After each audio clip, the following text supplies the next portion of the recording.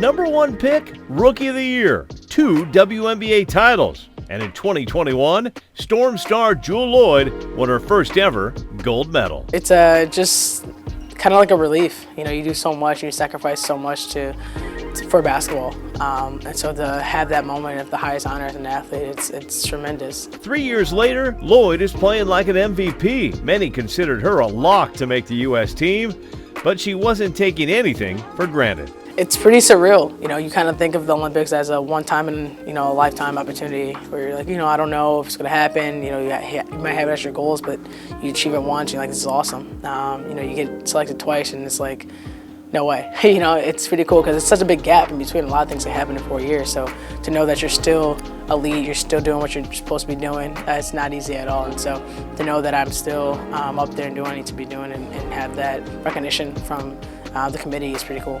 Jewell says it's also pretty cool playing on a women's basketball team that has won 9 of the last 10 gold medals.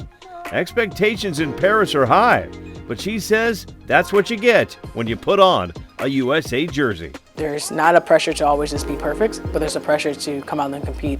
And I think that's what sets the tone for us, is that we know obviously the history of our league, and the history of the players who've played and what they had to do and the legacy and all these things, but we know that for ourselves, we want to compete at a very high level.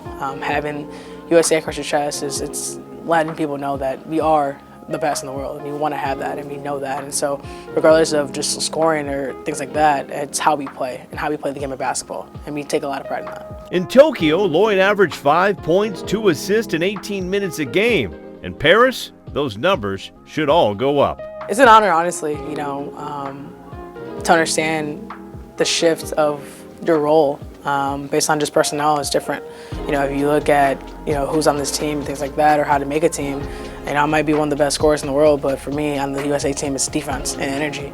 And so you have to be willing to change a little bit to adapt and bring that, and I love doing that. I love having a different role.